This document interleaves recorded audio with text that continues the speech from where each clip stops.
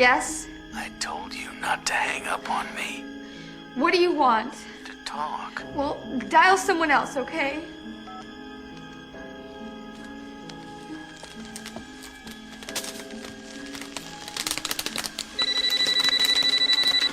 Listen, asshole! No, you listen, you little bitch. You hang up on me again, I'll gut you like a fish, understand? Yeah. Is this some kind of joke? More of a game, really. Can you handle that? Blondie. It is the Scream series. What's your favorite scary movie? That whole thing? You sound so dismissive of it. Like, just that movie. Didn't even have its own thing. It just stole from a bunch of other movies and made its own thing, right? Like, that's what it did. Tarantino, the horror genre. Isn't that kind of what it did? Sort of. I think it has a lot of unique properties to it, though. Sure. But the only downside of this whole franchise is that it made people speak in pop culture terms. Everything is pop culture speak now. Very much made it popular, though. Would you agree with that? Yeah. Okay. I'm Aaron Peterson. This is Amanda Sink. Hello, hello. And if you're wondering why we're talking about Scream, it's because it's a 25th anniversary this year. And also, why not? Why the heck not? First question, Amanda, before we get into this whole movie and this franchise, because I want to go through each one of these damn movies. Oh, okay. I want to know what's your favorite scary movie. Or what's your favorite scary movie? You know, that whole thing. Well, I can't do it without thinking of scary movie, honestly. I mean, Scream doesn't scare me at all. And are you asking in general what's my favorite scary movie or my favorite Scream movie? No. What's your favorite scary movie? I would assume your favorite Scream movie is Scream. Yes. Okay. And that's also probably my favorite scary movie. It's not one that scares me, though. So I feel like this is I don't know. I feel like I'm answering incorrectly because there's only ever been really one movie that scared me. And I talked about it on the regular Hollywood Outsider podcast before. But Nightmare on Elm Street used to terrify the living shit out of me until I saw the remake. And then somehow that just was like, nah, you have nothing to be scared of. Yeah. Sucked it all out. Yeah. I get it. Wow. Was Jackie really that bad? Poor guy. Mine is Jaws. So, I think that's pretty generic, but it's true. That's not generic. For a lot of people, it's like, oh, that's the best you can. Well, I could come up with some really arty indie thing that you've never heard of. Sure. Pull that out of my ass, but that wouldn't be the truth. It's Jaws. Because that's the only movie that's ever really scared me shitless. Also, if somebody dismissed Jaws, I'd be like, do you not understand all of the contributions that film made to cinema history? You little douche. You little douches. Some people love to be that contrarian thing. If it's popular, they don't like it. And you can't reference it. You got to reference something cool and culty. Yeah. Sure. Because that makes you cool. It does. I think some people think it makes you cool. Look, we at the Hollywood Outsider, we're not here to judge anybody's preferences. If your favorite... I will judge you silly, but it will make sense. Judging people who love Jaws doesn't make sense. If you love Darren Aronofsky, I will judge you. I will. But we're still going to accept you. We're just going to tell you that you're wrong. I feel like that's different. I mean, I'll accept you, but I don't want to go to the movies with you anymore. Just kidding. Okay, I guess the rest of us are a little nicer than Aaron. The Fountain might be my favorite horror movie. Scared the shit out of me. Oh, God. All right. Well, you know what? Scream. Scream is a great movie. We should probably talk about that. And then the 47 movies that followed it. A year after her mother's death, Sidney Prescott, who's played by Neve Campbell, and her friends started experiencing some strange phone calls. They later learned the calls were coming from a crazed serial killer or two in a white face mask and a large black robe, known as Ghostface. He's looking for revenge. For what? For why? We don't know. But his phone calls consist mainly of questions, the main one being, what's your favorite scary movie? And, of course, that led to lots of people being murdered in the small town of Woodsboro. Now, we come to find out in that first movie that, spoiler alert, if you haven't seen it. I think 25 years is plenty time for you to catch up. And if you haven't seen Scream, you should just pause right now, go watch it, and then come back, because I'm going to give you a lot of trivia that's going to spoil the shit out of this whole movie. No, we're just going to wait. Go ahead, go watch it. We'll wait. Go ahead. Anyway, we found out it wasn't one, but two killers. Two killers. Now, while that was a really novel concept and it was cool as hell because it really took us by surprise when that first one came out, they kind of beat that horse to death in the next movies. A little bit. Yeah, for sure. Yeah. Because then it was just like two killers in every movie but one. So that's a little much. I mean, really, it's hard to find somebody who can keep a secret about what you did on Friday night, let alone all the murders you just pulled. So I really have a hard time thinking it happened 3 times minimum. Just saying. Yeah, I don't know what's up with this area, but they seem to have a lot of impact on group murderers. That's not very common in the nation, but in Woodsboro, that is extremely common. So be wary of cliches, clicks. That cliches too. I mean, by the 4th movie, I think you're heavily steeped in some cliches. All right, Amanda, you get trivia this time. I don't want to do any trivia, so you bring it up. Okay. This is like one of your favorite movies. Go. Yeah. Okay. So originally, I feel like, Aaron, you're going to know all of these, but just tell me if something I already did. surprises I'm you. going to go take a nap. You let me know when you're done. I'll come back. The original name of the movie was Scary Movie, and it was changed halfway through the production of the film. Which is where the spoof came from. Right. Yeah, those fun little parodies. Yeah, where apparently we need dicks in every movie for some reason. I don't quite understand why that was a thing in Scary Movie, but there's a lot of dicks hanging out. There is that too. Sorry, I'm like, where does it? Okay, what does this have to do with Scream? It's funny. Okay, is it though? Something that I think is interesting and a little makes it more terrifying is the voice actor for Ghostface was never allowed to see Drew. Drew and Roger were never able to interact with each other. So when she was talking on the phone to this creepy voice, that was somebody she had never met. And I feel like that makes it even more traumatizing for an actress and more scary because you really don't know who's on the other end of the phone. Hey, Casey. I don't know what. That's a really bad impression. I can't do Ghostface. That was real rough. Hello, Casey. No, you need to get like very went with.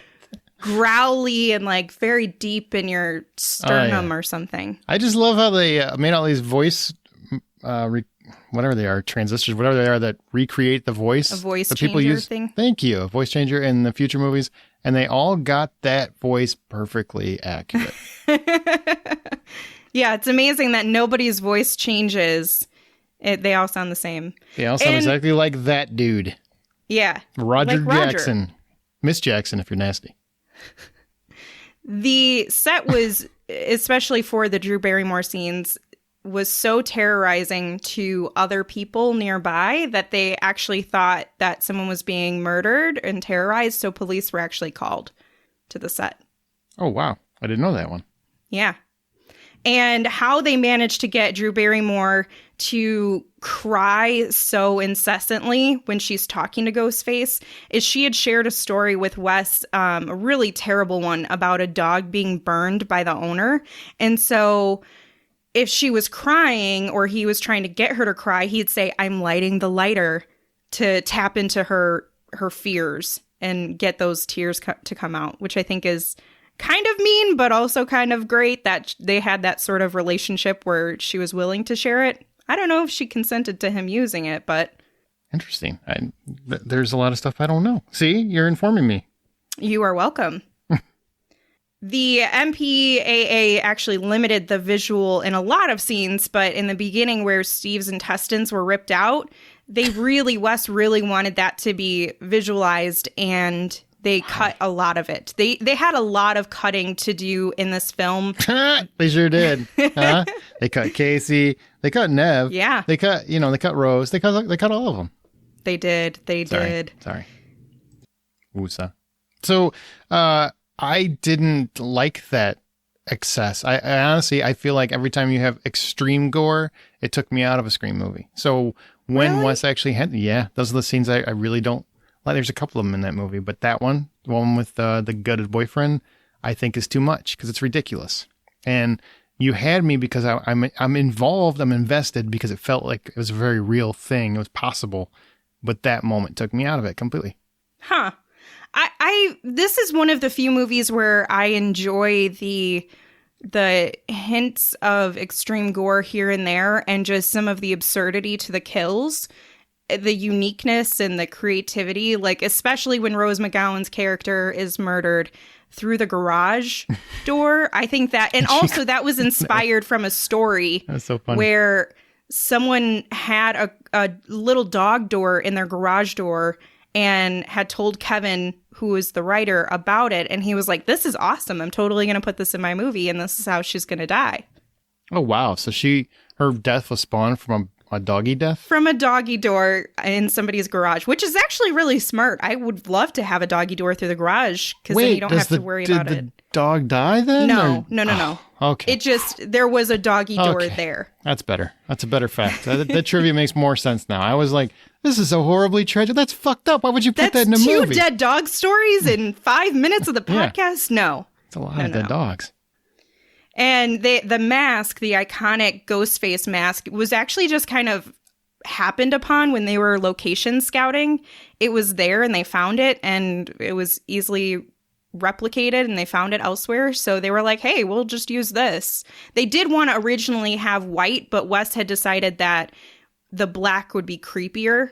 And so that's why, for the cape part of it, if you will, they wanted to make sure that you couldn't identify who the killer was by their skin, on their hands or the clothes they were wearing, different things like that. And that's why the boots were made to be something that anybody could just have on. And you saw a lot of people wearing some of these boots. So the only thing you could identify them with is the shoes, because everything else was covered by this black outfit costume thing. Gotcha. One thing that is really impressive to me is the really, really iconic opening of Scream, where Drew Barrymore is running and she gets stabbed and we're all like, oh my God, we thought she'd get away. That entire piece was done in one take. So they gave it one good shot. Drew really nailed it and they used it. Can I tell you one thing that has always bothered me about that shot? What? You can tell the knife turns to the side. Oh, can you? That's Yeah. funny. I haven't noticed that. You will now every time. you will see that it's a collapsible knife, obviously, but as it's starting to quote unquote go in, when the killer lunges in front of her and pulls it into her, it goes to the side. So it doesn't really look like it's going in if you really pay attention. It's a stupid movie nerd thing of mine. I'm like, oh, But hey, that's better than using a real knife. Like some prop masters are using real guns and not checking to see if there's bullets before they shoot Let's them. Let's keep it nice here. Let's not. I don't want to go there. This is a happy podcast. None of that. That's tragedy. Don't want tragedy here. This is Okay, about fake dead people. So I know I know you really, really appreciate the question that it's the trivia that is happening between Casey and Ghostface when he's asking her about horror movie trivia, and he asks who the killer is.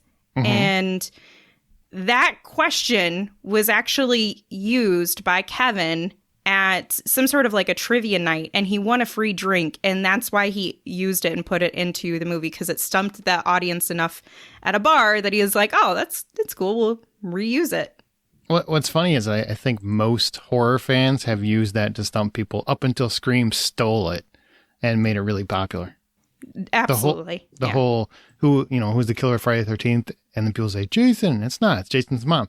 But most genuine, general people that don't have that savage need to watch horror movies like us, they didn't know that. They just assume it's Jason because that's the face of the franchise.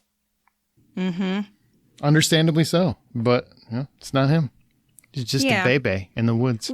And while they do steal a lot of things from other horror movies, or they do a lot of homages to horror movies, especially Halloween, and on Nightmare on Elm Street, obviously, because of Wes Craven, they do a lot of breaking the cliches and trying to flip things on the horror movie cliches to say, okay, if you you have this woman who says, don't go running down the hallway or don't go running up the stairs, go out the front door. And she's a strong ass bitch. That is literally in my notes that she is a strong ass bitch in all capital letters.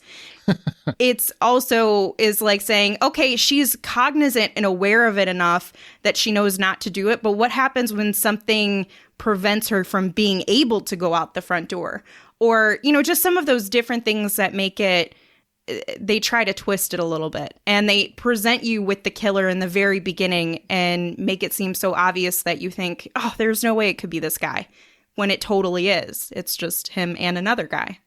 So some fun trivia. I'm sorry. I was just going to say, I like how, in terms of Scream, I mean, yeah, a lot of it's pop culture, and they really made that relevant. People in the movie talking about movies. I think everyone that loves horror movies loved that. And I did like the nods to Nightmare on Elm Street and Friday the 13th and all the other horror movies that came before. Like, it was a very respectful horror film. You know what I mean? It came out and it was just saying, we love horror movies and we're making a horror movie. We're making a slasher flick for people that love movies that we love. And that's what made it great. Should I let the machine get it? Hello? Are you alone in the house? Bitch! You bitch! Where the fuck are you? Not so fast. We're gonna play a little game. It's called Guess who just called the police and reported you? Sorry, motherfucking ass! Find it, you dipshit! Get up! I can't, Billy. Oh, you cut me too deep. I think I'm dying here, man.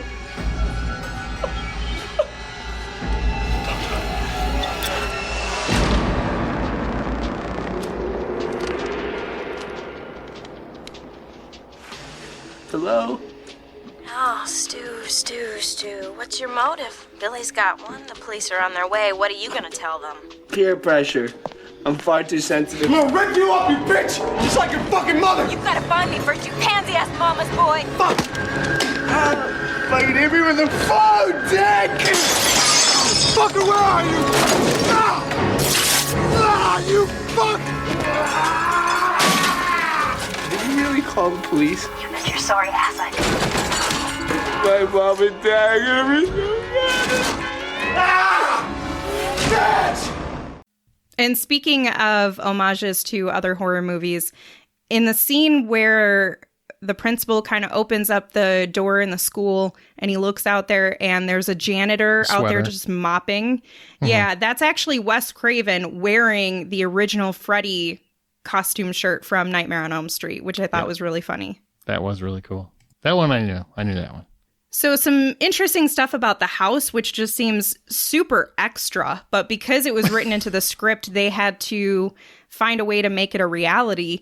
And in the scene where you have Sydney in her bedroom and she's being chased by Ghostface, and her bedroom door, she opens it but locks it with her closet door, the two kind of going back to back, so that way it would jam if the doors were open. They actually built an entire wall in the house to make it so that way there was a closet that would do that. Oh, wow. I didn't know that. That's kind of cool. I think a lot of people have tried. I have tried that door trick and it does not work. Because most houses aren't built like that. No, but it's really cool. I'm like, that's so smart. She was such a resourceful heroine. Absolutely. Definitely. Had to be. I mean, every time she came back to Woodsboro, somebody tried to kill her. So that would suck. I'd never come back for the reunion. I don't know why she doesn't just move far away and never talk to anybody again. Well, she did, and then she came back, and then she did, and then she. But that's why you got to just not come back. You just she came back twice after she moved away. Like, was it the third movie? You know, was it the third movie or the fourth movie? I think it was the third movie where we'll talk about it in a little bit, but where she moved into the country and she was like a 911 operator or whatever. And then she moved back and then she could finally leave the door open. That whole thing. I mean, just stay there. Like, hey, there's cops. They'll figure it out. Maybe. So one of the shots that I really liked and was apparently one of Wes's favorites is when they do the initial shot of the school. The news has just come out about Casey being murdered. The cameraman was actually on a crane to do what a drone now would probably do, and actually just stepped off of it during the shot. So it was one continuous shot of him just hopping off this crane, which I thought was kind of cool. And then it continues on to introduce some of our side characters, including Gail, and telling us about the murders. But what a a good, smooth transition of that scene. Oh, I think it's probably one of the best filmed, I think it is the best filmed slasher flick ever. Yeah. Personally, I mean, it's lush. It really works. It's kind of timeless. I mean, it's 25 years old. I've seen it pretty much every Halloween or around these times, and it still holds up to this day. I mean, it's pretty timeless in that respect. And a lot of that had to do with Wes Craven and how he elected to use the camera. Yes. And the score. I love the score of these films. So I do. Not just the music, not the soundtrack. I'm talking the actual score by Marco Beltrami. It's just really, I don't know, just kind of perfect. It just fits the mood. It's perfect. Yeah, incredibly talented guy. Mm-hmm. So this film was very controversial because of some of the things that they were trying to do. Not only just the visuals of like gutting high school students, but they were actually thrown out of the high school in Santa Rosa when the board had read the script about the dialogue on people being gutted. And Wes had even said, the prudence of 5 people is determining the fate of our movie. And so they ended up shooting at a community center that used to be an elementary school, and that's what you see in the film. But I think it's really interesting that there were letters being sent to editors, to mayors, and they had all of this controversy and people standing up against their movie because of what it possibly contained from the script. What? That's just ridiculous. I mean, to be perfectly honest, it's a movie. I don't watch it. If it really bothers you that much, if it's destroying the youth of America, don't watch it. Trust me, your kids have already seen it. So, do it. And they're watching way worse than this. You ever been on Pornhub?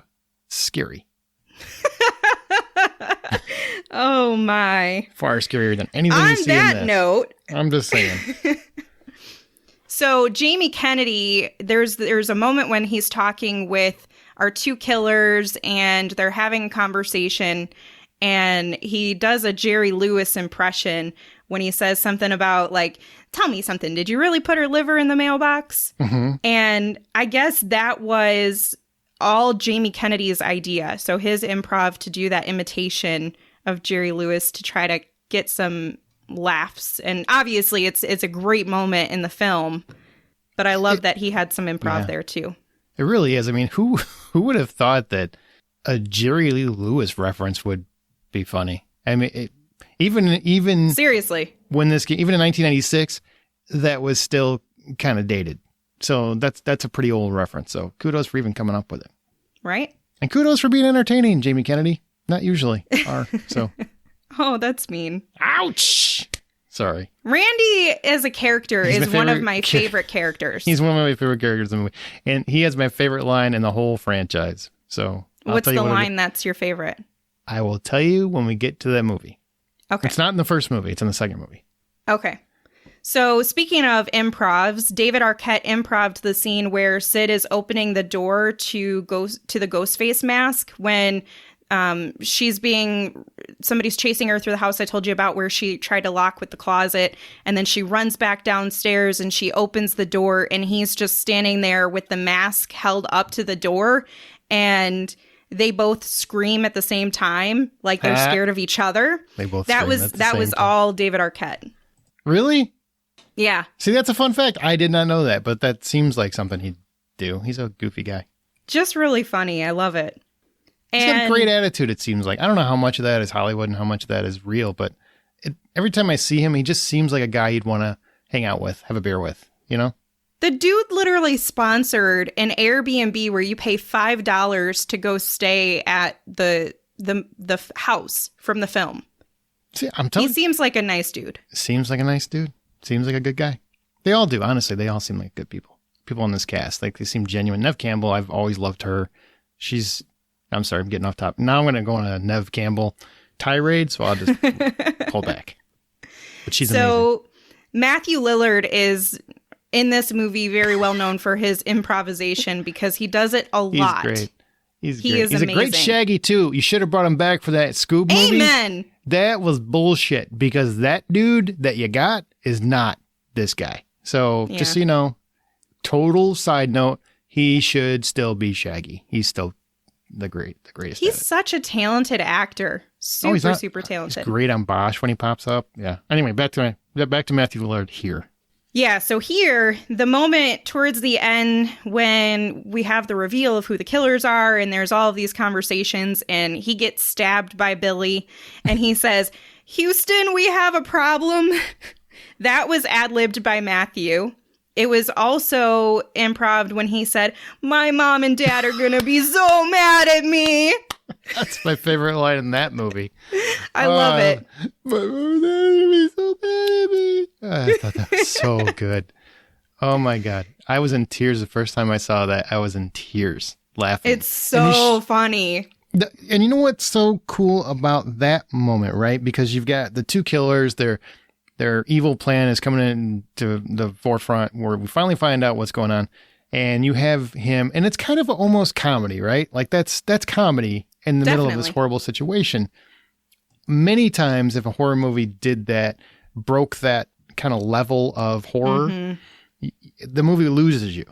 But I think he did so well. This is like a compliment to how well he did. He did so well in that part that he never lost me. Like, even it just felt like that's Stu. That's the character. That's just who the guy is. And it's a horrible event. And yeah, it's funny, but it's horrifically funny. Like it's the way he delivered. All of it is the way he delivered it. And it just really played. And that's a moment where I think any other actor loses you if they make that joke. He doesn't. I couldn't agree more. And I think it brings a level of humanity to him and youthfulness to his character, because so far we've seen the vicious massacre of all of these people, and it's them just, for Stu more than anything, it's him just, I guess, having fun and just doing something versus Billy having an actual motive. Mm-hmm. I mean, kind of, but that was a moment where you're like, I remember, they're freaking children. Like, these are kids in high school that are doing this horrible, horrible thing. And that was the moment where it made you remember, these are not adults. These are kids. And that makes it all the more messed up. Well, they're WB/CW kids, which means they're 35 years old playing 15 or 16 or 17. True. But I get what you're saying. On screen, they're supposed to be teenagers. Skeet Ulrich was great, too. Just a different kind of great. I mean, he really worked as the I want to be Johnny Depp murderer. And him and Stu worked together. And it was so cool to have this duo of killers because nobody saw that coming. Like, so I can't even stress, if you didn't see this when it opened, how out of left field that was, because nobody saw that coming. Everybody thought maybe Billy, maybe Stu. You know, there's a whole lot of back and forth with who the killer is, and you pick different people. Randy, he was the number one suspect on a lot of people's plates. And then it's both of them, and it kind of works. It really was pretty insane, and it worked just magically. That reminds me of another piece of trivia that I forgot to write down. But according to Skeet Ulrich and also Wes Craven, and Kevin Williamson, they didn't actually outline specifically which killer was doing which murder. I mean, people can kind of figure it out based on, like if Skeet is the one who's there with Sydney and she was just chased by Ghostface 2 minutes prior, then okay, it was probably him.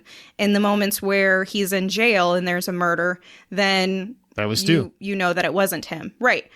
But they had not planned that out in the script. The movie never planned any of those items out, so the two of them never even knew who was supposed to be murdering which person. That's kind of funny. You'd think that would have been kind of mapped out on a board I somewhere. thought so too. Like, there's a lot of room for error in a situation like that, had it not been handled, I think, by someone so talented as Wes Craven. I would agree with that. Absolutely. And also, can we just point out how cool a name Skeet is and how it's hard at this day and age to not go, cool. Skeet, Skeet, Skeet. Motherfucker. How great is that? You got your own super song. Handsome. Well, I mean, yeah. Right? He's a good looking dude. And he's always fun whenever he pops up in anything. And you're just like, Skeet, Skeet, Skeet. Yes. Or I am. That's what I do. The man. Yeah. So a couple more improv things. Neve Campbell and Matthew Lillard actually had their own moment when he says to her, "I always had a thing for you, Sid." And she says, "In your dreams." And that moment works out really great, but both of them are ad-libbing at that moment. I didn't know that one, but that works. Although I always kind of thought, you didn't have a shot, Stu. I mean, really. Truly, we all knew he didn't. But I think everybody was Stu at that moment because we were all in love with Neve. Just saying. Fair enough. True. It's true. Some of us were in love with Neve and Skeet and Matthew Lillard. No, just Neve. Courtney Cox too. I mean, Courtney's very pretty too, but she'd been around for a while, so that that love had subsided. Oh my But God. Neve was still new to the scene. She's like, wow, she's so sweet. Oh. Girl next door. So Matthew Lillard was obviously covered in the corn syrup, which was pretending to be blood and everything. And the reason that the phone hit him in the head is because all of the corn syrup on Skeet's hand caused it to stick. So when he went to go toss it, it was not supposed to hit him in the head, but it works out so hilariously. God, I can't talk. When it does just bing him in the back of the head, and he's like, "Hey, man. You hit me in the phone, dick." I love it. All right. Are you ready to get into the movie itself? No, I have so much. I still have trivia I haven't gotten to. Well, it's been 30 minutes. I mean, I don't know how much trivia we should go to. Okay, let me just say these. I'm just going to run through them real quick then. Okay. So 34 Elm Street was the address that was cut out of the film, unfortunately, but I think that's a really nice homage again to other horror movies. They used real newscasters in Northern California for a realism effect when they had all of those interviews. Bob Weinstein, not the other one, told Kevin Williamson that there was a 30-minute gap of murders and told him he didn't care how it happened, but he needed to off someone, and that's why they went for the principal. The stunt where Courtney Cox is driving the van towards the end of the movie was a stunt that went totally wrong. It was supposed to flip over, and it went right for the tree. Thankfully, the stunt woman was not injured, and it ended up getting captured pretty great, so it all worked out, but could have been real bad. The scene where Sidney is trapped in the car and Ghostface has the keys was in an abandoned script of Kevin's from high school. So I think that's kind of fun that he pulled that back. For Jamie Kennedy, when he is trying to walk with his limp, what he did as an actor to make it very real was put a giant rock in his shoe. So he was stepping on a giant rock to cause the limp. That sounds painful. Skeet actually had open heart... Skeet. surgery when he was 10 years old and has a stainless steel wire that if you touch it is incredibly painful to him. So when Sidney pops out of the basement and stabs him with that umbrella, it hits at the exact spot that it's not supposed to, despite all of the padding they put on him. So his reaction was 100% real, all the pain he felt. Well, that's what he gets for killing all those people. Sorry, Skeet. And then my last piece of trivia is Courtney Cox's end dialogue when we close out The Sun is Rising. They had the perfect time. That dialogue was given to her 2 minutes before they recorded, and they only had 1 or 2 takes to get it right. She did it perfectly on the first try, and it is one continuous shot that they're taking and moving upward as you start to see kind of the landscape of everything that's going on, and they close out the film. So That's a props great to her on ending that. shot. Yeah, great ending shot. And Okay. I promise that's it. Okay, good. I'm trivia'd out. So everybody should keep that in mind, but just remember the important one. Jason Voorhees was not the killer in the first Friday the 13th movie. It just wasn't. It's just It weird. was his Why would you think? mommy. It was his mom. It was his mom. Come on. It was his mom. All right, so let me ask you, you say this is like one of your favorite movies of all time. Is it your favorite movie or one of? It is not my favorite movie It's your overall. favorite That still scary goes to movie. Boondock Saints. Yeah, but Okay. this is definitely in my top 3, and it is my favorite scary movie. Okay, so why specifically is Scream your favorite movie? Because there's 1,000 slasher flicks out there. There's a billion horror movies. Why this one? What about this one? Well, there's a lot of reasons why I loved it. Obviously, all the homages to other horror movies in the world that we know, the real life inspiration that they pulled from being the Gainesville Ripper. I think that's kind of cool that they pulled from that.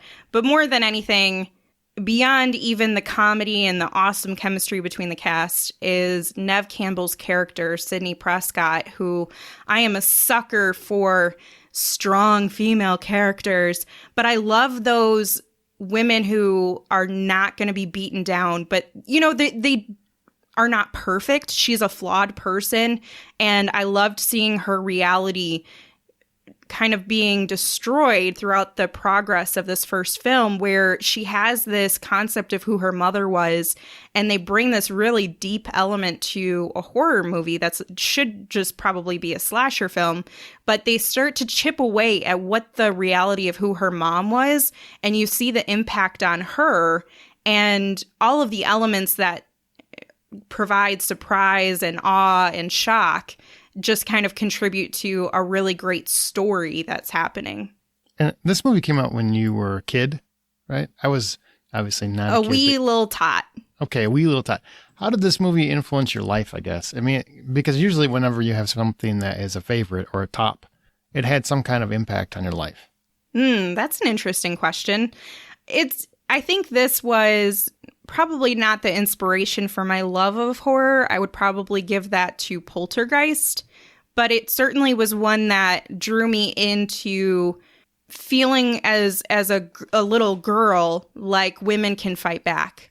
And especially when you watch scary movies and you're younger, and a lot of those older scary movies, women are not the hero of the story. They're often killed. They're often, being shamed for having sex, and that's why they get murdered and their tits are out and everything. This was an opposite reaction for women, and it gave you a character who, she could do whatever she wanted with her sexuality. She was trying to battle that, I think, obviously, between who she was, who she thought her mom was, and where she fits into that. And once she realizes her mom was not a virgin by any means, according to everyone else, she starts to question things about herself. And so I don't know, I liked the concept of your parent not being who you think they are, because I had that, so it gave me something to connect to.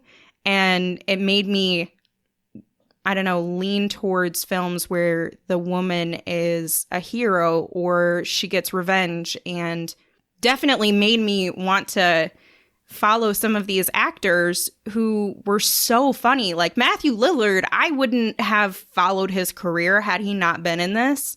I wouldn't have cared. That's interesting. Really wouldn't. Well, I mean, this really kind of popped him into the forefront of everybody's minds too. So Matthew Lillard, I think people give him more opportunities these days, because I do think he's very talented. I feel like Neve Campbell just doesn't want to do as much as she used to. That's what it seems like. I mean, like she just kind of dialed it back in terms of her career, but she's always been an actress that not just because I think she's attractive, I find her charming. I think she's a good actress, and she's fascinating to watch. David Arquette. She really is. Love David Arquette, Deputy Dewey. I mean, I feel like he's this lovable goof who's also kind of heroic, or at least wants to be. He really wants to be, but he's also he's like, your little brother that is just he tries too hard all the time, but he always means well, and he means well, so you just want him to get through it. And Gail Weathers is like the polar opposite of him, because she's just this force of nature who is all about getting I don't know about getting the truth necessarily, but getting it out there. She wants to get the scoop for sure. I think as the movies go on, she becomes more and more concerned with actually the truth. But it's just like, this is one of those movies where it's perfectly cast across the board. And, you've already talked about a lot of the reasons why I love the movie. But one thing that I don't think it's talked about enough is the surprise of killing Drew Barrymore off. Oh, yeah. In the very beginning, an iconic actress. Yes. I mean, at that time, Drew Barrymore was extremely popular. She was somebody you would expect to be the star of this movie. And so you went into it and you got that opening. And of course, I think everybody probably thought she's going to get away from this guy. Like, this is just the opening. Definitely. It was just absolutely brutal the way that she died. And it was a big surprise. So, that's definitely the one that stood out to me. I already talked about the surprise of the two killers. And honestly, just having a movie that really respected people that love horror movies. I feel like too often when we're talking about horror movies and being a fan, a lot of times up until that point, I felt like it was looked down upon, like savage. Why would you enjoy things like that? It was more like a cliquey thing. You know, it's a club.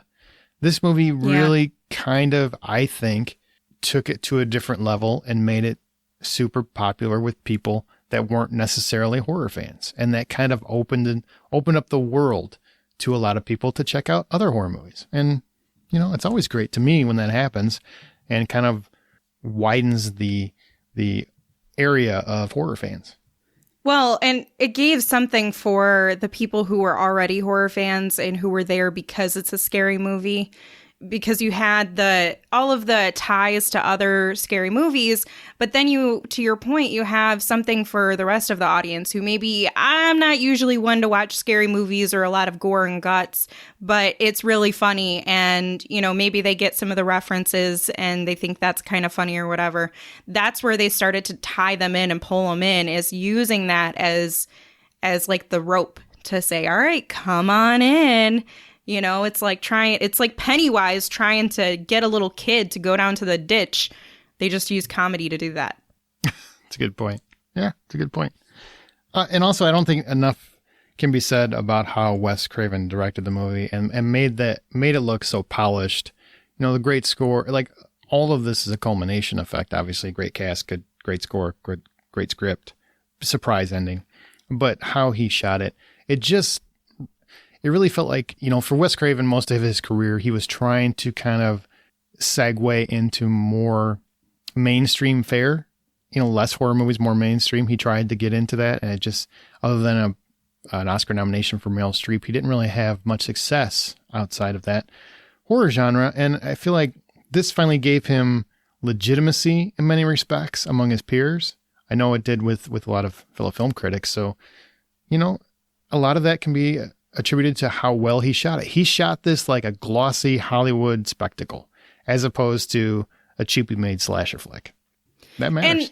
And one of the most brilliant things that I find in this movie, to reference back to breaking some of those horror cliches from Wes Craven, is you have, I think it was Drew Barrymore's character, it may have been Neve's, it may have been both, but you're always expecting the killer to come from behind them when you're looking at their face. So you're like, oh God, you know, if we don't see behind them, then inevitably they're just going to pop up and it's going to be a jump scare.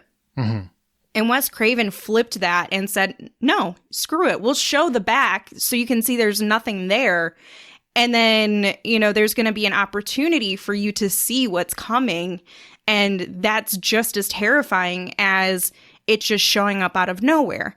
He was so intentional about everything he did in this movie and really in all of his movies, from making sure that the house that they were in, which was a giant, beautiful house in a winery or on a winery or something, Drew Barrymore's house, and giving you all of the open windows to making her feel so exposed and in turn making audiences feel so exposed to this killer who's there. And I just love everything that he does with it. You know, he is brilliant with the Halloween score being perfectly timed in the background towards the end of the movie, where it is following at the same pace that our movie we're watching is. Mm-hmm. So the cast on screen is like, no, don't go there. He's coming. And the killer is coming inside at the same time. And so as you have Jamie Kennedy screaming at the TV not to do something or to do something, you have the audience saying, no, man, listen to yourself. Listen to yourself, dude. Look in the reflection or find something where you know better. It was also nice to have a slasher movie where the killer moved at a realistic pace. That was nice. Right? The whole I'm just going to kill you now pace, I've never understood. Love Michael Myers movies. Love Jason movies. Why are you basically crawling? I don't understand how no one gets away from you. There should be a lot more people on Ellen talking about, I got away from this killer. This sumbitch. There should be a lot more of that. But, whatever. So that's the first movie. I think that pretty much covers the first movie, wouldn't you say? I think so. Okay.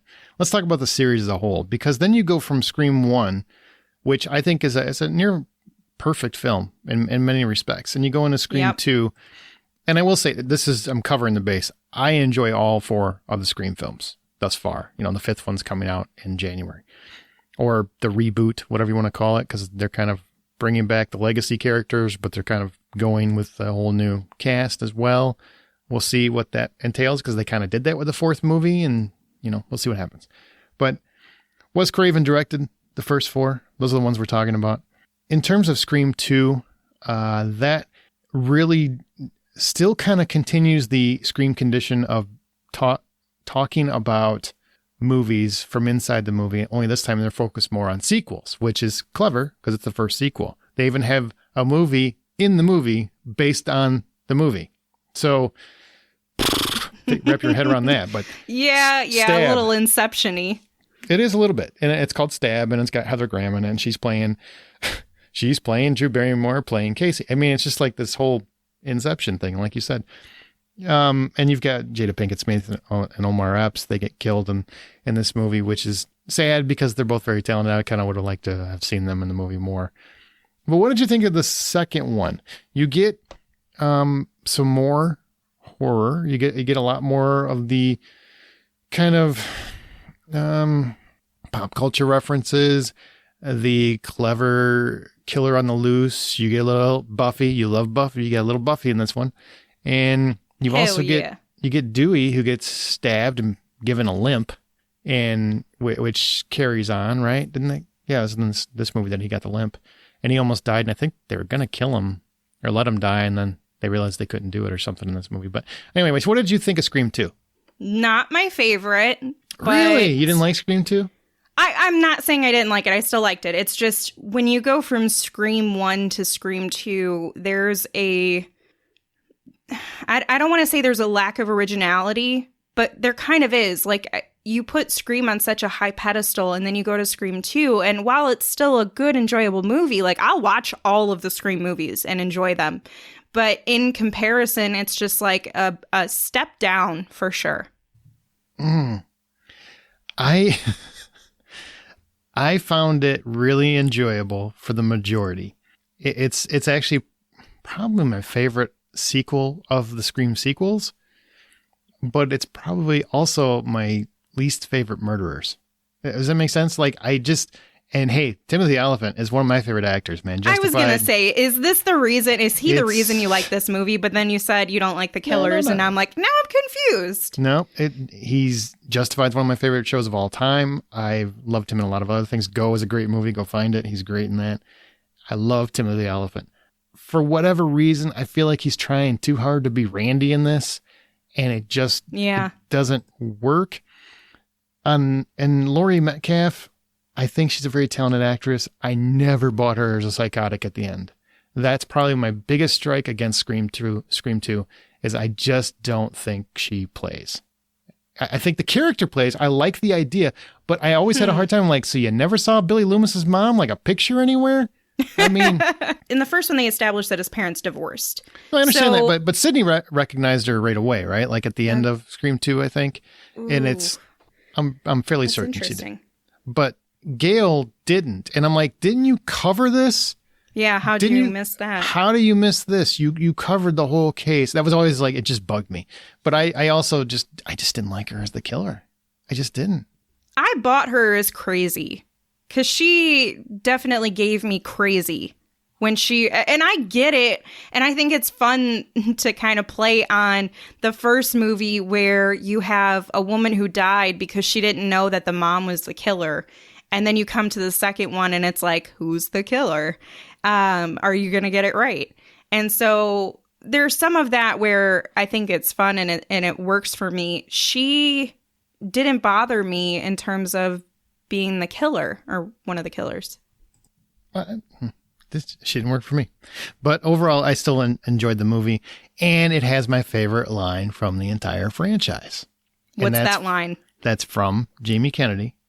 When he's on the phone with the killer. Once again, that's one of those things I'm like, how do you just kill him in the wide open? Whatever. But it works. I enjoy it. But he's walking around and he's talking about, you'll never get the girl. And he's like, fuck you. Oh, yeah. I laugh every time I see it. I've said that to people when I've gotten in debates and arguments. Like, I have quoted that way too many times. And I know it's 2 words that everybody says. It's how he delivered it that was perfect. I couldn't agree more. That's a great moment. When he's screaming it, you can hear it in his voice, like, I can get her if she just give me a chance. You know, you can just hear it. Mm-hmm. So I love that. Just keep him on the phone. What do you want me to say? I don't know. Just keep him talking. Come on, Gail. What are we doing? Hi. Look for somebody with a cell phone. What's your favorite scary movie? You'll never find me. Yeah, what do you care? Let them have their fun. So, what's up? What's your favorite scary movie? Showgirls. Absolutely frightening. What's yours? Oh! Sorry. What's your problem? Wait, let me guess. A house in Sorority Row? Dorm to trip blood? Splatter University? Graduation day? Final exam? Am I close? Closer than you think. Too slow, geek. Do you want to die? Is that the best you can do? Because Billy and Stu were much more original. Hey! Who's this? Who's this? Gail Weathers, author of the Woodsboro Murders. Okay. He's got to be around here someplace. He's just playing with us. White male suspect, 9 o'clock. My clock or your clock? Your clock. Go around the back. Why are you even here, Randy? You'll never be the leading man. Fuck you! No matter how hard you try, you'll never be the hero, and you'll never, ever get the girl. Hey! Shit! Sorry. Hey, man. Wrong guy, dead boy. Anything else on Scream 2 before we jump into Scream 3? No. Okay. Scream 3. This is probably my least favorite of the sequels. I still like it. Agreed. I really like how they go from making fun of sequels, or not making fun of, but having a conversation on sequels, to now we're into actual movie making. Like, we just keep going more and more meta with these movies. Yes. The franchise does get super meta. Super meta. And I really kind of enjoyed this, and I liked how they killed off Cotton, because that was a surprise, because I just thought we just cleared him. There's no way they're going to kill him. And right. They did. Once again, I feel like there's a little bit of a problem with Scott Foley as the killer. I don't think he's as compelling as he could be, but I also don't think he's bad. You know what I mean? Like, I wasn't distracted by him. I was just like, oh, okay. But the whole, you had a brother and the mother, like, I just felt like this movie's trying too hard to tie it to Woodsboro. Mm-hmm. Mm-hmm. But how did you feel about Scream 3? I completely agree with everything you just said. I don't know. It felt like with Scream, we've moved away from the cliches. We're trying to do things different. We're trying to surprise audiences without doing just shock stuff. And then comes Scream 3, and it's like, okay, come on. How cliche are we going to get? Like, she didn't know. She had a brother. He's all mad. Wham, wham, wham. Kill, kill, kill. And it's like, I don't know. It rubbed me the wrong way. Don't get me wrong. Like I said before, I still will watch the movies and enjoy them, but this is my least favorite of the Scream franchise.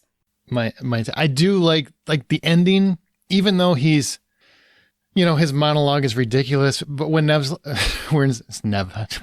She's not Neve. Her name, the character's name is Sidney Prescott. I do know the difference. I promise. But when he's just like throttling through his monologue, and she's like, "Oh, well, you just get on with it." I'm just like, thank God somebody in one of these movies said it. Let's just get to it. I ain't got time for you and your nonsense. I don't care about your story. I love that. And of course, Dewey is always great. And the relationship with Gail, once again, was interesting. Yeah, the growth of their relationship. That was something to look forward to in the franchise, to see built every what movie would progress. And yeah, definitely.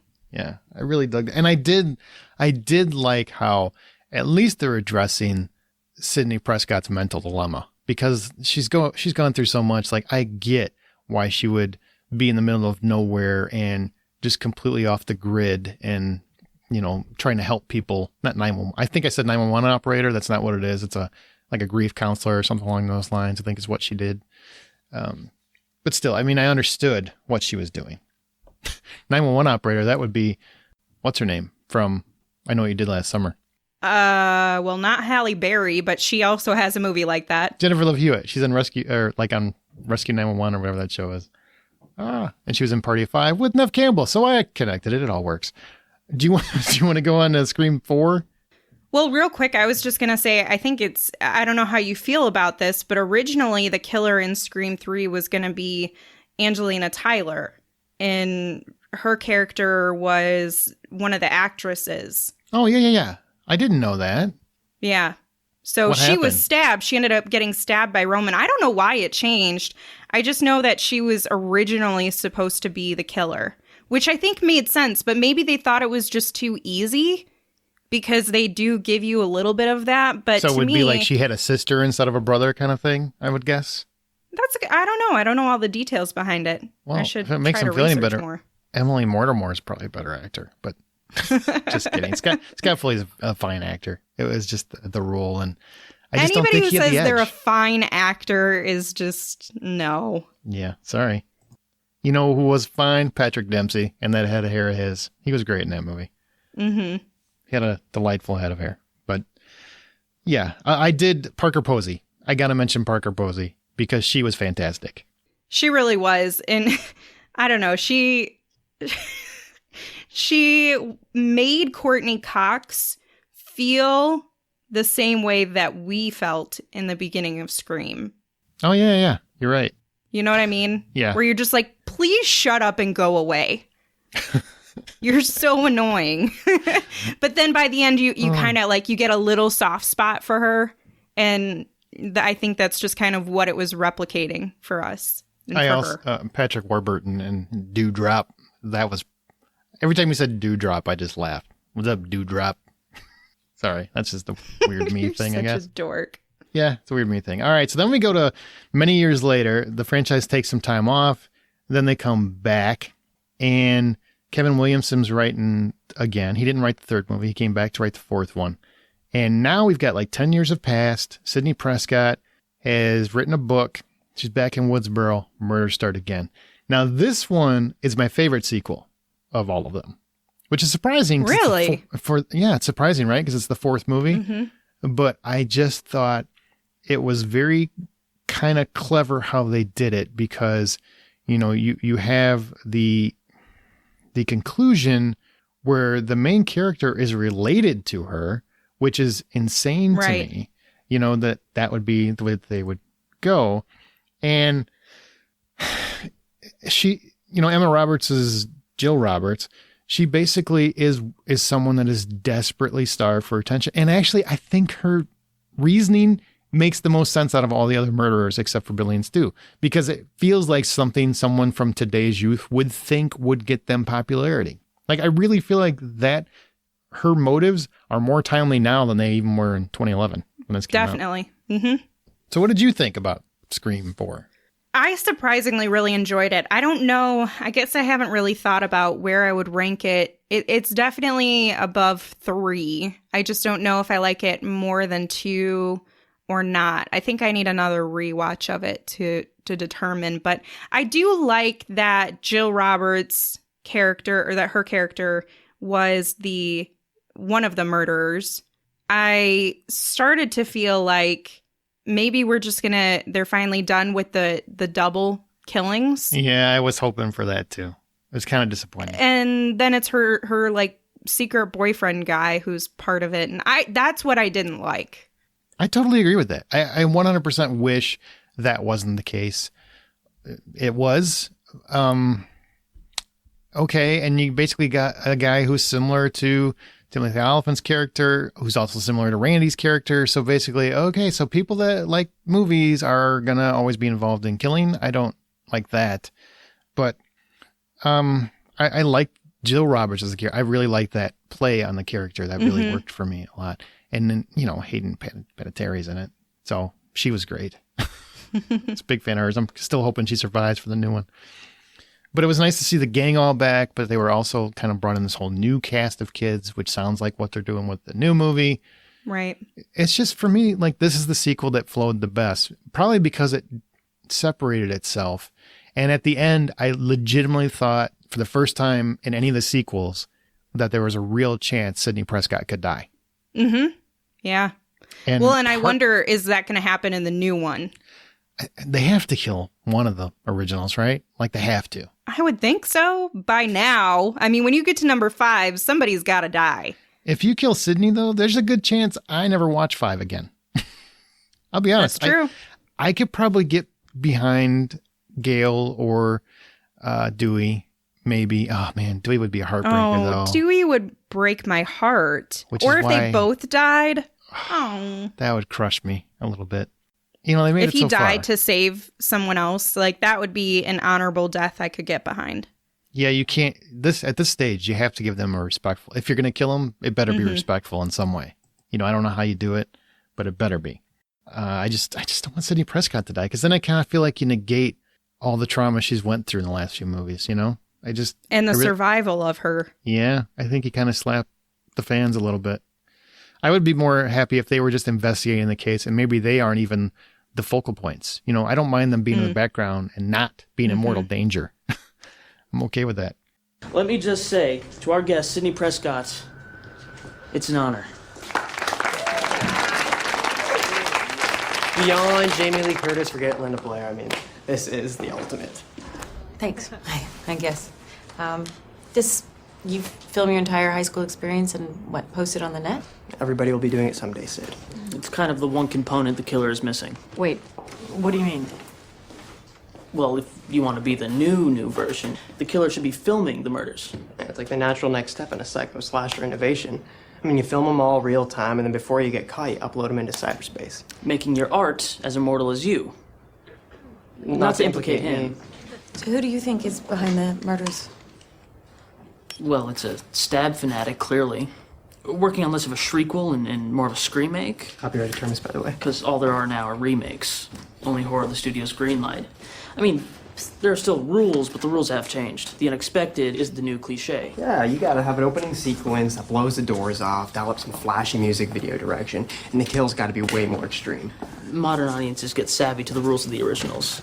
So the reversals become the new standard. In fact, the only surefire way to survive a modern horror movie, you pretty much have to be gay. So why are you so sure that the killer's working by the rules of a horror remake?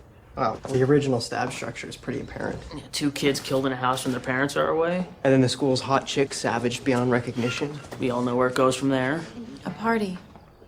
Exactly. A party. Guaranteed third act main cast bloodbath. Fingers crossed on some nudity for a change. Okay, so do you know of a party that's happening tonight? Well, there's Stabathon. Stabathon? It's a movie marathon. All 7 stabs back to back. We do it every year. And it's tonight?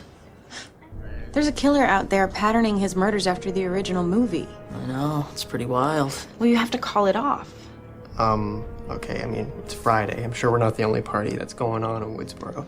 Okay, where is this circle jerk gonna take place? So who's ready for this Q&A? No, I really want the location. You know, it's kind of an underground thing. Email invites, pretty secret. But you're not gonna tell me? Really? We're working together. Remember? So you ready for that Q&A? Fuck you. Let's go. That was awesome.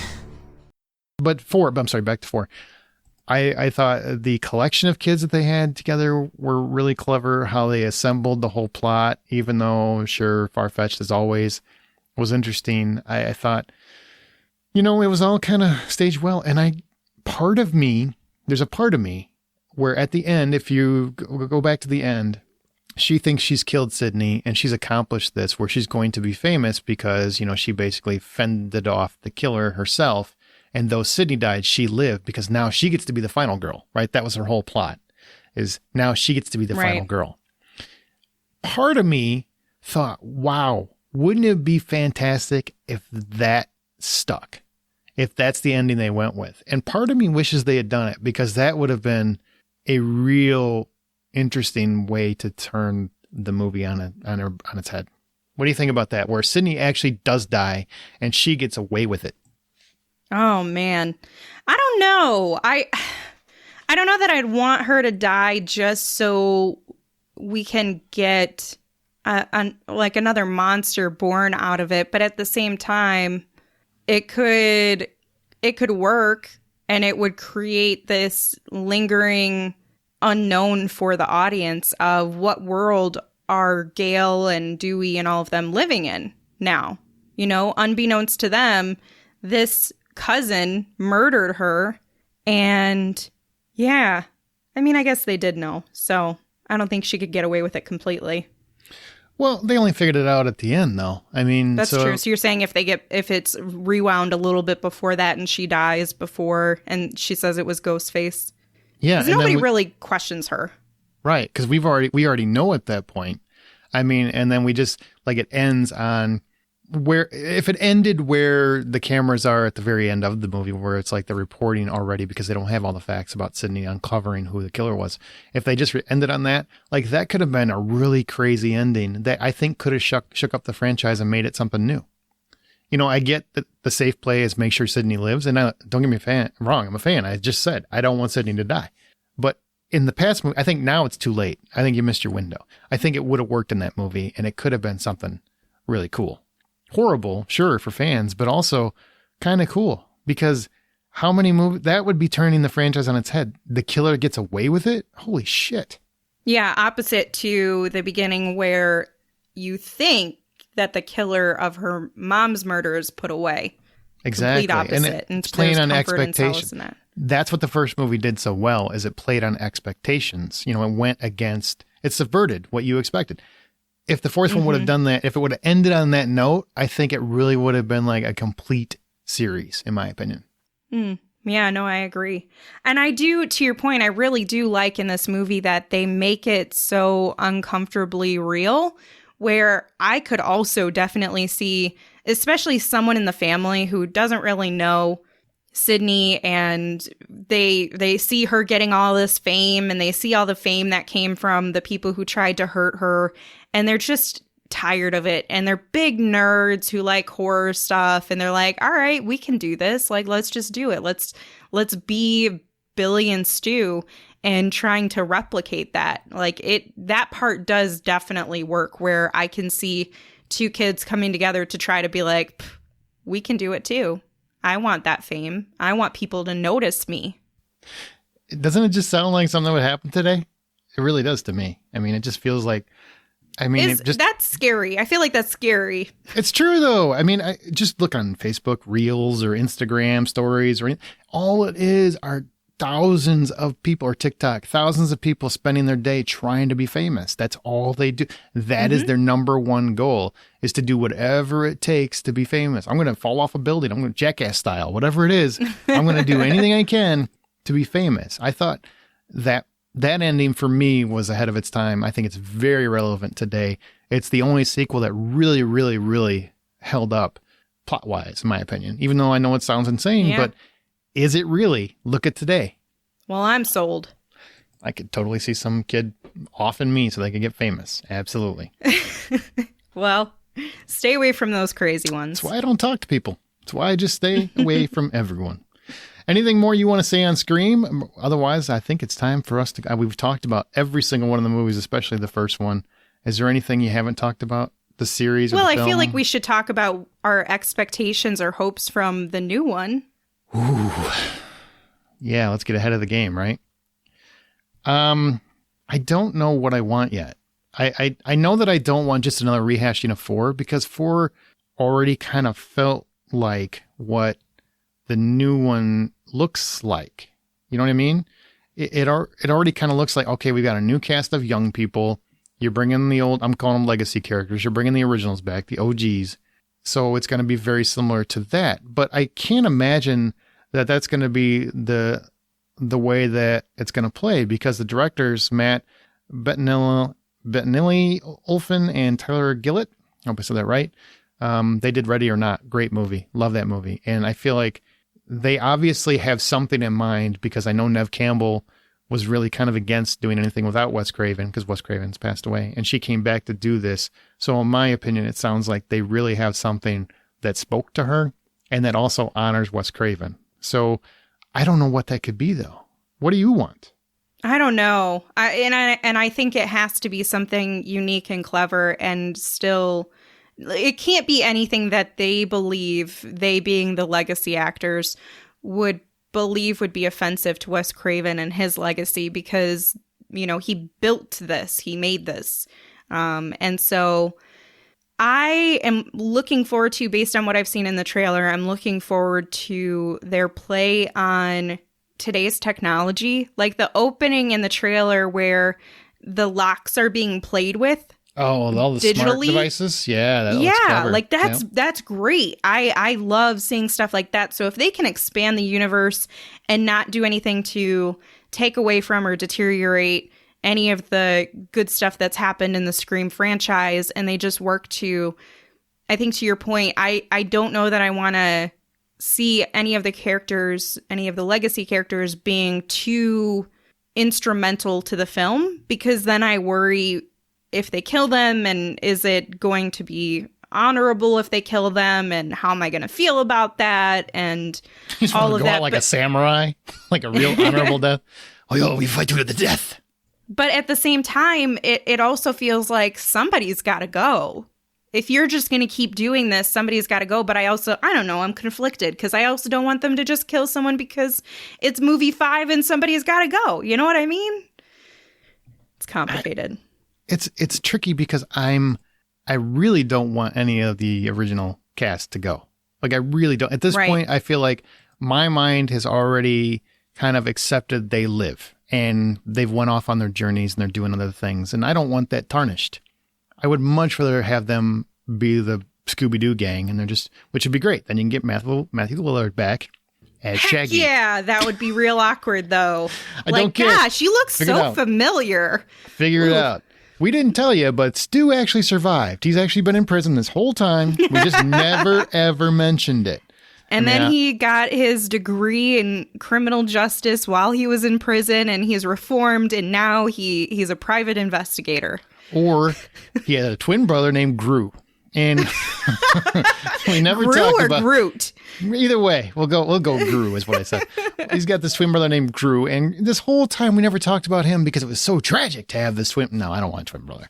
But yeah, it's kind of crazy how many ways this can go. I mean, I just want something interesting. I just want it to be something. It's got to feel like Scream, but I also think at this point you also have to make it feel like it's a movie that's subverting our expectations. But I also expect one of the original cast to die. So honestly, go against my expectations. Make sure they all live. And then you'll also feel satisfied at the same time. I'm sincere about that. I think in 4, it would have worked if you killed Sidney and ended on that. Yes, it would have been a dour note, but on the same token, I feel like then it would have been a full circle for the entire franchise in many respects. Now you're at a 5th movie. It's a reboot of sorts. I have a whole lifetime, basically. I mean, 25 years is a long time to have in my mind where those characters went. It's too late to kill them, in my opinion, unless you do it, like you said, a really honorable death. I mean, they got to save somebody or a bunch of people for that to work. They saved the Marvel Cinematic Universe. How the hell do you work that in? All right. That's I don't interesting. know. Just saying something real extreme. I know nobody wants to ask this question, but is the Weinstein name off of this now? I mean, how does that work? I doubt it. I doubt it. So. But it sounds like Harvey wasn't as invested as Bob. Right. But I hope nobody wants to see that name. Nobody. Bury it at the end credits is like the very last thing you see. Right? I don't want to see it anywhere. Don't make me, think about that. Last question in terms of the new one. If it's more than one killer, will you be irritated? I don't know. I guess it depends on how clever it is. I would really like them to stop trying to reinvent that wheel that they invented. Like, just leave it alone. Yeah. The wheel has moved on. It's spun. We're done with it. I'm with you. Stop spinning that wheel. It's got to be one killer. One killer. Or, I don't know, start with one series of murders and end with a different murderer later on, years later, do a time jump. I don't know what the hell you do, but I just don't want that. Okay, anything else on Scream, Amanda? This has it's been a great conversation. It's been fun to kind of revisit that whole series and look forward to seeing the new one, which is coming out. Oh my God, so soon. In January. Are you excited for that? Yeah. I mean, of course I'm going to see it. So I wish I would be much more excited, though, had I won that Airbnb trip for $5. I'm sure. But you'll get to see this January 14th, 2022. And I wish it was coming out like on Halloween or Christmas like the originals. Mm-hmm. But I feel like January is always a dumping ground for movies. I don't like that. But, Bad Boys 2 came out in January, was a huge hit. So fingers crossed. Either way, we'll be back to talk about Scream, I'm sure. Oh, we're definitely going to come back and talk about Scream. And they called it just Scream, not Scream 5, because they don't want you thinking it's the fifth one, even though they have characters from 4 other movies in it. Okay. It's a reboot. It's the same name. Couldn't you call it Scream Again? Or Scream Louder? Something? Screamda. Screamza. There you go. Something that isn't just the exact same title. Yeah, I do not like when movies, especially when there's a franchise, they use the same name. Please don't. Let's not, Halloween. Why did you make the 2018 Halloween also Halloween? Because then you have to specify the year at all times. I'm not talking about that. I'm talking about the original. Or, I'm not talking about the original. I'm talking about the remake. Do not get me started on all those movies and trying to, just recently I watched Halloween 2 and Halloween H2O, and the people I'm watching with, I'm trying to explain to them how these don't count in the new movies. Well, how do they not count? They don't count. What about all the other movies? None of them count. Only the first movie counts. So you're saying they made 10 other movies, none of those count? Yeah, they don't count. That's dumb. No, it really works. Oh, well, what's different? Well, Laurie Strode's in the new ones. Well, she was in 2 and H2O. Yeah, but this time she has a daughter. Well, she had a son, but it's a daughter now. Okay. You have a lot of feelings about this. I do have a lot of feelings about it. I do. Okay, well, that's going to do it for this episode. So thanks, everybody, for listening. Thanks for your support. And just let us know what your favorite scary movie is. Mwahahaha. That was not terrifying. No. They're going to be so mad at me.